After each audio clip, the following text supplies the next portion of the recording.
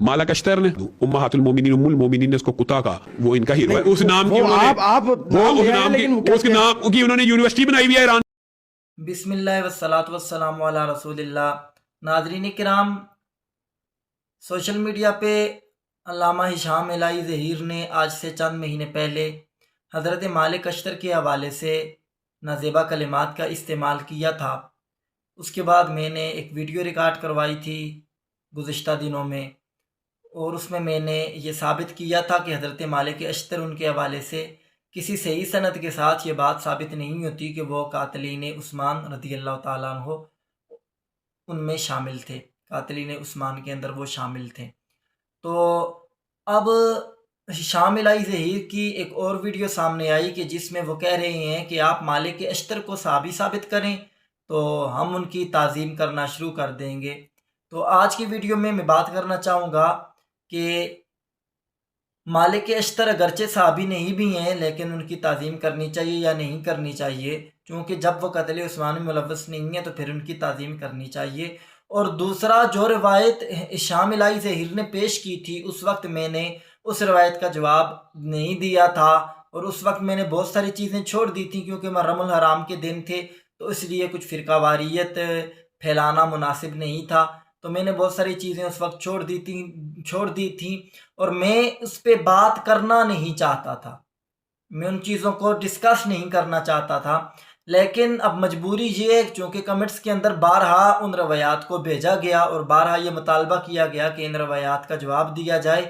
तो हम किसी को खुश करना या किसी को नाराज़ करना, इससे हमारा कोई ताल्लुक़, कोई लेना देना नहीं है। हम किसी फ़िरके को खुश करने के लिए बात नहीं करते या किसी फ़िरके को नाराज़ करने के लिए बात नहीं करते। हम जो बात करते हैं, जो मैं हक़ समझता हूँ वो बयान करता हूँ। तो इसलिए मैं आज कोशिश करूँगा, मैं आज जवाब दूँगा इंशाअल्लाह जो रिवायत हिशाम इलाही ज़हीर ने पेश की है मालिक अश्तर के हवाले से, उस रिवायत का तहक़ीक़ी जायज़ा भी लूँगा और ये मैं जवाब दूँगा इनको कि, और मैं इनकी मुनाफ़िक़त और मुदाहनत भी साबित करूँगा, और आप देखेंगे कि ये किस किस्म के मुनाफिक लोग हैं। और मैं ये साबित करूँगा कि इनके दिलों में सहाबा का प्यार नहीं है, बल्कि बुग़्ज़े अहले बैत अतहार है। ये सहाबा का प्यार दिलों में नहीं रखते, और ना सहाबा के साथ इनका कोई ताल्लुक़ है, ना ही इनका ताल्लुक़ मुहद्दिसीन किराम के साथ है और अइम्मे उम्मत के साथ है, बल्कि ये सिर्फ़ फ़िरकावारियत और इंतिशार फैलाना इनका काम है, और यज़ीद को प्रोटोकॉल देना और उसका दिफा करना, इसके अलावा इनका कोई काम नहीं है। मेरा मकसद हरगिज़ फ़िरकावारियत फैलाना नहीं है। मैं बिल्कुल भी फ़िरकावारियत की हिमायत में न था, न हूँ, और न ही मैं फ़िरकावारियत को फैलाने का कायल हूँ। लेकिन मजबूरी ये है कि जब लोग इस तरह की बातें करते हैं और जब एक तरफ से कोई बात कर दी जाए तो ये बड़े सहाबा का दर्द रखने वाले लोग होते हैं, तो इनको उम्मत के सामने बेनकाब करना ज़रूरी है कि ताकि पता चल सके कि हकीकी तौर पे सहाबा की और अहले बैत अतहार के ग़ुलाम कौन है और इंतशार करने वाले लोग कौन है, ये साबित कर दिया जा सके। तो सबसे पहले तो मैं ये बयान करता चलूँ कि मेरा मकसद हरगिज़ ना किसी की दिल आज़ारी करना है और ना ही किसी की भी तौहीन करना मेरा मकसद नहीं है। मैं इल्मी तौर पे जवाब दूंगा और इल्मी तौर के ऊपर इनकी पेश करदा रवायत का रद्द करूंगा। अगर कोई कबूल करे उसकी मर्ज़ी और कोई छोड़ दे तो उसकी मर्ज़ी। मेरे नज़रिए के साथ किसी को इख्तिलाफ भी हो सकता है, और जो बिलखुसूस सहाबे किराम हैं उनका हम अल्हम्दुलिल्लाह दिलो जान से अदब भी करते हैं, ताज़ीम भी करते हैं। हम किसी भी सहाबी की गुस्ताखी के कायल नहीं हैं और हम मुशाजरात सहाबा में कफ़े लिसान और सुकूत के कायल हैं, लेकिन मजबूरन इल्ज़ामी तौर पे जवाब के तौर पे अगर बीच में कोई चीज़ें आ जाएं तो उनके साथ मैं उम्मीद करता हूं कि आप मुझे दरगुजर करेंगे। तो अब आते हैं अपने असल मकसद की तरफ, आमदन बरसरी मतलब कि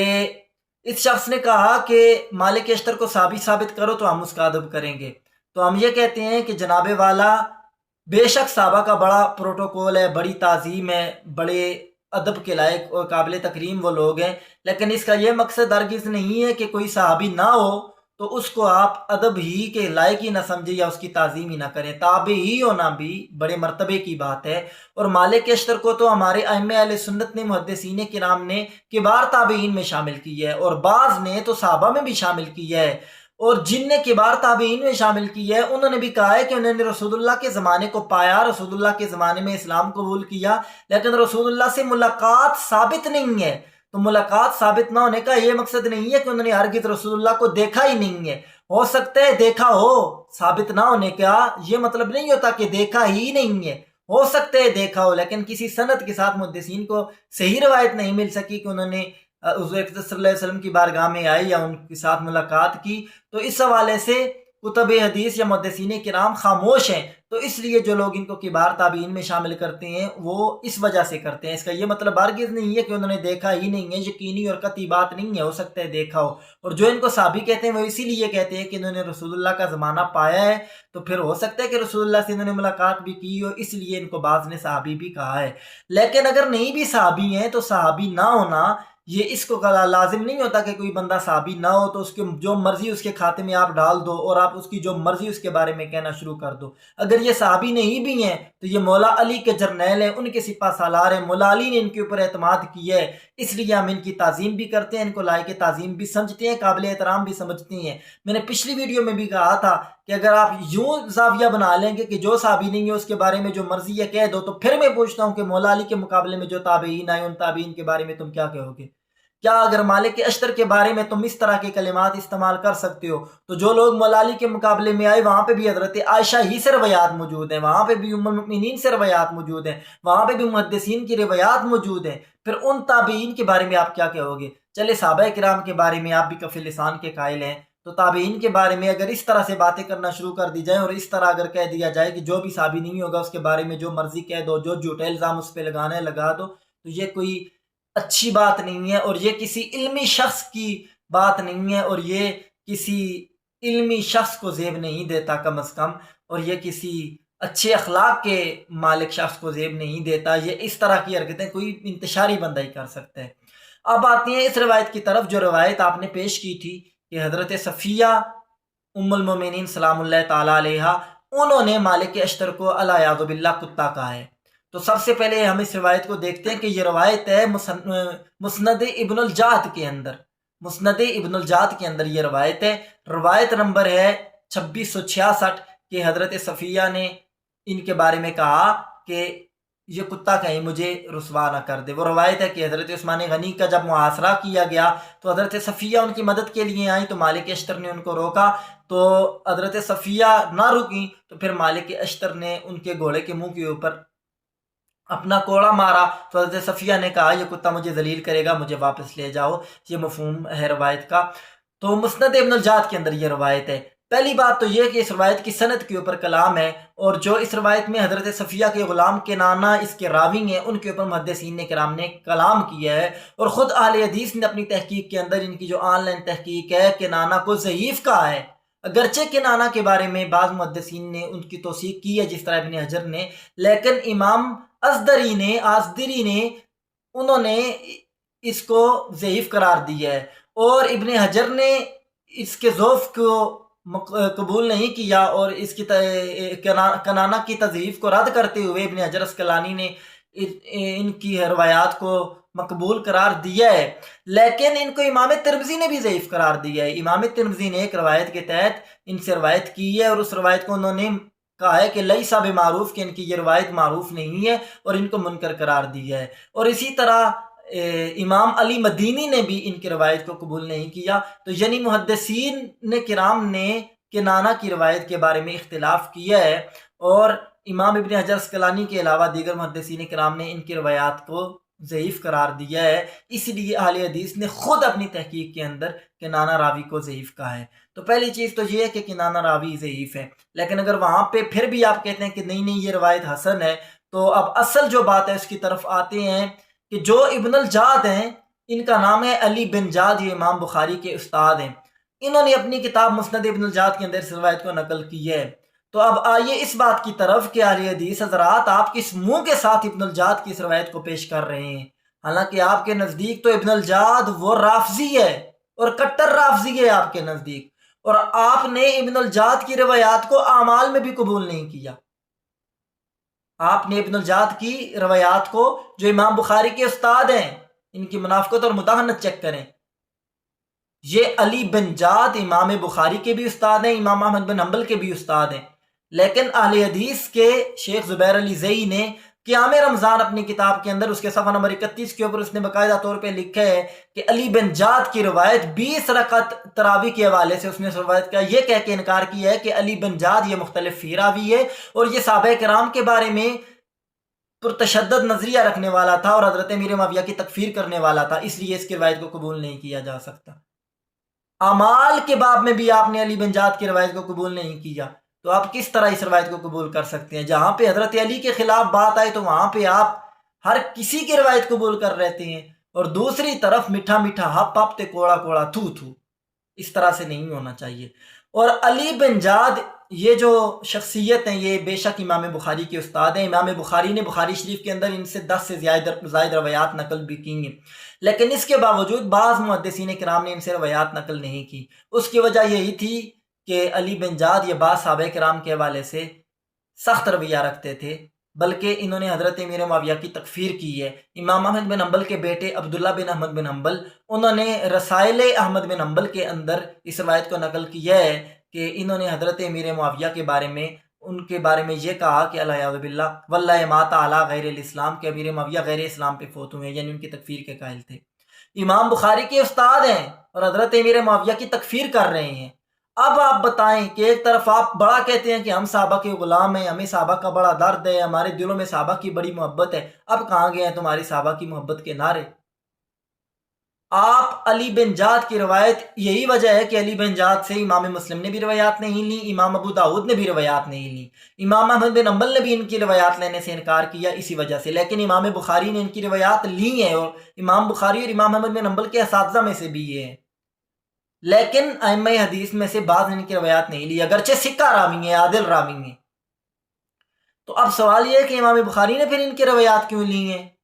تو امام بخاری رحمۃ اللہ تعالیٰ علیہ انہوں نے ان کی روایات اس لیے لی ہیں، یا جن محدثین نے ان کی توثیق کی ہے، تو اہل سنت کا یہ محدثین کرام کا یہ اصول ہے کہ اگر کوئی راوی ثقہ ہو اور عادل ہو، سچا راوی ہو، تو وہ جو راوی ہوتا ہے اس کی روایات وہ قبول کر لیتے ہیں، اگرچہ کہ وہ روایات اس کے عقیدے کو تقویت نہ دیتی ہوں،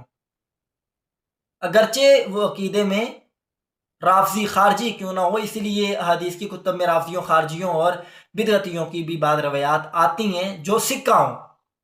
لیکن اگر وہ ان کے عقیدے کو تقویت دیتی ہوں تو پھر ان روایات کو چھوڑ دیا جاتا ہے۔ تو اب امام بخاری نے ان کی روایات لی ہیں اور دیگر محدثین کرام نے ان کی روایات لینے میں احتیاط برتی ہے۔ اس کی وجہ یہ ہے کہ یہ صحابہ کرام کے حوالے سے سخت لہجہ رکھنے والے تھے اور یہ صحابہ کرام کے حوالے سے سخت الفاظ استعمال کرنے والے تھے، تو اس لیے محدثین کرام کی ان کی روایات کو قبول کرنے میں احتیاط کی ہے، اور محدثین کرام نے پھر ان کی روایات کو لینے سے سکوت اختیار فرمایا ہے۔ اس کی وجہ یہ ہے۔ تو جب ان کی محدثین کرام روایات نہیں لے رہے ہیں اور آپ کے نزدیک تو بالخصوص ان کی کوئی بھی روایت قبول نہیں ہے، حالانکہ امام بخاری کے نزدیک ان کے اعمال میں روایات ہیں، لیکن جب روایت آپ پیش کر رہے ہیں یہ پھر بھی نہیں لی جا سکتی۔ اس کی وجہ یہ ہے مہاجرات صحابہ کا جو باب ہے اس کے اندر کسی محدث نے بھی ان کی روایت کو نہیں لیا، کسی محدث نے بھی مشاجرات صحابہ میں آپ ثابت کریں کہ کسی محدث نے مشاجرات صحابہ کے اندر ان کی روایات کو لیا ہو۔ اس کی وجہ یہی ہے محدثین کرام نے کتب حدیث کے اندر ان کی روایات کو مشاجرات صحابہ کے باب میں پھر بھی نہیں لیا۔ جن محدثین نے لی بھی ہیں انہوں نے اعمال کے باب میں لی ہے، لیکن مشاجرات کے باب میں نہیں لی۔ اس کی وجہ یہ ہے کہ مشاجرات کے اندر ظاہر سی بات ہے یہ صحابہ کرام کے حوالے سے سخت رویہ رکھنے والے تھے، تو اس لیے مشاجرات کے اندر تو ان کی روایات کو قبول کیا ہی نہیں جا سکتا۔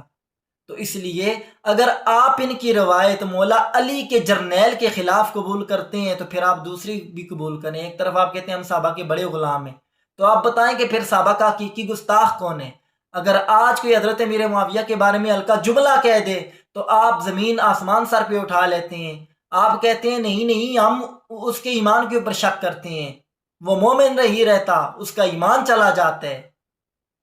بے شک صحابہ کرام وہ بڑی عزتوں کے لائق ہیں، بڑی تکریم کے لائق ہیں، لیکن ہم آپ سے یہ پوچھتے ہیں کہ آپ ذرا بتائیں کہ پھر آپ حضرت علی کے خلاف ایسے لوگوں کی روایات کیوں قبول کر رہے ہیں؟ مشاجرات کے اندر آپ پھر ان کی روایات کیوں قبول کر رہے ہیں؟ تو پھر حقیقی طور کے اوپر کون محب اہل بیت ہے؟ حقیقی طور پہ کون محب صحابہ ہے؟ تو آپ صحابہ کی غلامی کی ایک طرف نعرے لگاتے ہیں اور دوسری طرف آپ گستاخانِ صحابہ سے روایات بھی لیتے ہیں۔ لگائیں فتویٰ امام بخاری کے استاد کے اوپر۔ تو ذرا بتائیے گا کہ کیا امام بخاری انہوں نے یہ فتویٰ کیوں نہیں دیا؟ جو فتوی آپ آج کے دور میں لگا رہے ہیں، امام بخاری نے یہ فتویٰ کیوں نہیں دیا؟ تو اس لیے ہم یہ آپ کو بتانا چاہتے ہیں کہ برائے کرم جو آپ کر رہے ہیں یہ درست نہیں ہے، یہ طریقہ آپ کا درست نہیں ہے۔ ہم الحمدللہ العظیم حضور کے صحابہ جو مشاجرات صحابہ ان میں کف لسان کے قائل ہیں، اور ہم اہل سنت کے طریقے پر ہیں، اور ہم حقیقی صحابہ والے ہیں، اور ہم حقیقی محدثین والے ہیں۔ آپ کا یہ دعویٰ غلط ہے کہ آپ محدثین اکرام کے راستے پر ہیں اور آپ حقیقی اہل حدیث ہیں، یہ دعویٰ ہی آپ کا غلط ہے۔ الحمدللہ اہل حدیث سے پیار کرنے والے، محدثین سے پیار کرنے والے ہم ہیں، اور ہم محدثین کی ہر احتیاط کا لحاظ بھی رکھتے ہیں۔ اور آپ جہاں پہ بات اہل بیت کے خلاف آئے تو وہاں پہ آپ سب کچھ بھول جاتے ہیں، اور جہاں پہ یزید کی حمایت اور دفاع کی بات آئی تو وہاں پہ آپ کو ہر کسی کی روایت قبول ہو جاتی ہے، ہر کسی کی بات آپ مان لیتے ہیں۔ تو میرا مقصد ہرگز کسی کی مخالفت میں کسی کی دل آزاری کرنا نہیں ہے، اور نہ ہی میرا مقصد توہین کرنا ہے۔ بہرحال یہ جو عقائد ہیں یہ میں نے آپ کے سامنے رکھنے کی کوشش کی ہے کہ امام بخاری کے استاد جو علی بن جعد ہیں